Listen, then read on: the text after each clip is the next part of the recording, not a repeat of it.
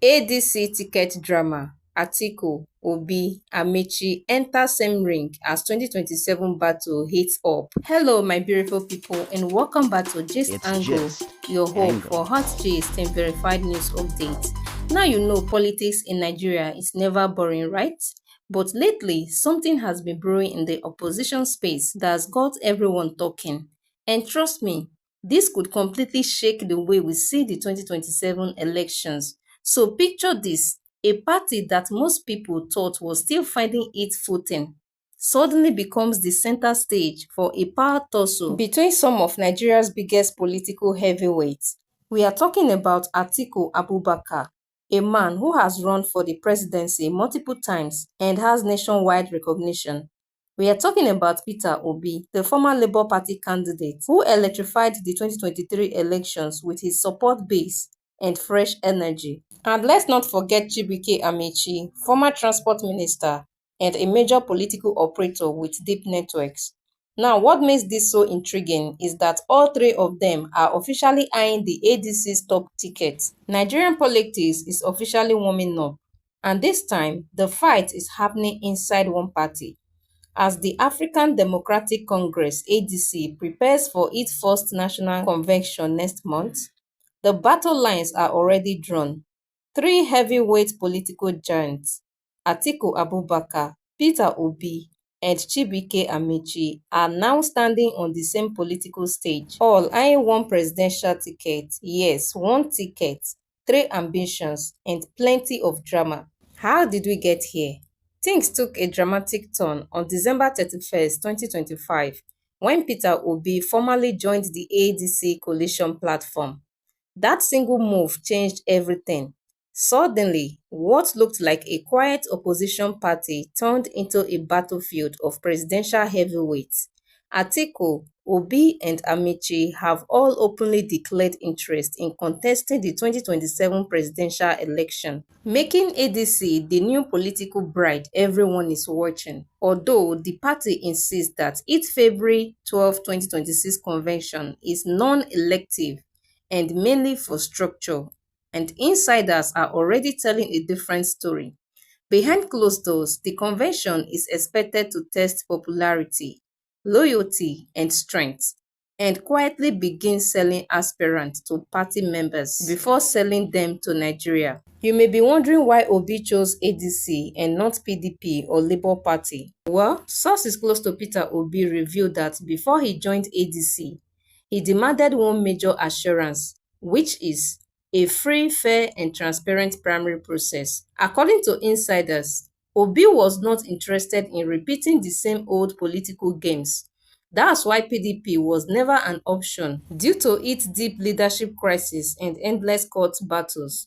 Even the Labour Party, where Obi once flew the flag, reportedly failed the test, mainly because of unclear zoning arrangements and internal uncertainty. Before making his move, Obi also held strategic meetings with key northern leaders, signaling that this decision was calculated and not emotional. The most intense part of the ADC drama is the running mate politics that is already heating up. Even before primaries, the VP slot is already causing tension. It is being whispered that two former governors from the northwest are positioning themselves as possible running mates if a southern candidate emerges. But here is the twist. According to reports, Obi and Amaechi have both rejected any idea of being Atiku's running mate, which implies that they are not there to assist, but to lead. Interestingly, Atiku's former running mate, Ifeanyi Okowa, is now in APC, while Obi's former partner, Dati Baba Ahmed, remains in Labour Party. Neither followed them to ADC. Is this unity or collapse? A big warning has been issued. Amaechi's ally, Eze Chukwuemeka Eze, has issued a serious warning to all three aspirants. His message was simple but heavy. If ADC hopes to challenge Tinubu in 2027, ego must not destroy unity. He warned that if any aspirant walks away after losing the primaries, the opposition's mission is dead on arrival, and Nigeria may pay the price. Another issue is zoning wahala, how it enters the chart. As excitement grows, zoning tension is quietly building. Chief Peter Ame of CUPP welcomed the competition, but warned that ignoring power rotation between North and South could scatter everything. According to him, zoning may not be written in bold letters, but it is a gentleman's agreement Nigerians understand, and violating it could break the fragile opposition alliance. According to political analysts, ADC's chances are bright, but only if they connect with ordinary Nigerians. Professor Hassan Saliu noted that many ADC leaders still look like recycled politicians, no different from the ruling party. And so he advised that they should read the mood of Nigerians, run transparent primaries, win hearts and not just structures. Now, to show some levels of seriousness, ADC has already set up key committees, including Constitution Review Committee, Mobilization and Registration Committee.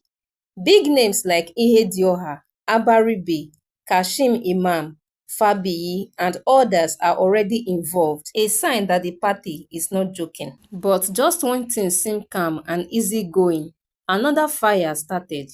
Professor Pat Utomi openly warned that he would withdraw support for Obi if he ever agrees to be a vice presidential candidate again. But Atiku's ally, Dele Momodu, fired back, saying such thinking is not democratic and ignores Nigerian political reality. His blunt message, big grammar does not win elections. He even reminded Nigerians that it was Atiku who first placed Obi on the national stage in 2019. Another serious angle to consider is the order in which leaders joined the ADC, because it could significantly affect the party's internal dynamics and its sources in 2027. Reports indicate that Atiku has been around Nigerian politics for decades, so his entry into the ADC is seen as a long-term strategic move. Peter Obi, on the other hand, joined the party more recently after leaving the Labour Party, and Amaechi's alignment is somehow in between. This staggered entry could create tension in influence and trust among the top aspirants. Party loyalists who have been in the ADC for years may feel they deserve more say, while newcomers like Obi may demand equal footing, citing their national popularity and fresh energy. Political observers say that if this perception of first versus last are not carefully managed, it could spark conflict during primaries, affect the choice of running mates, and even weaken the party's unity ahead of the general elections. In short, the sequence of who came in first or last may seem minor, but in reality, it could make or break ADC's ability to present a united front, ultimately determining whether the party can seriously challenge the ruling APC. The bottom line is, ADC has suddenly become Nigeria's most watched opposition party. Three strong men, one ticket, egos, zoning, unity, ambition, all colliding. The real question now is not who is popular, it's who is willing to sacrifice for victory. Questions Nigerians are asking remain: can Atiku, Obi, and Amaechi truly work together after the primaries? Will zoning make or break the ADC project?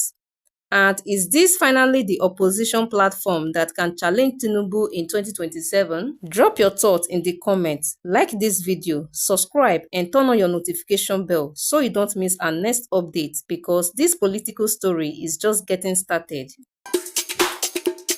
It's just Angle.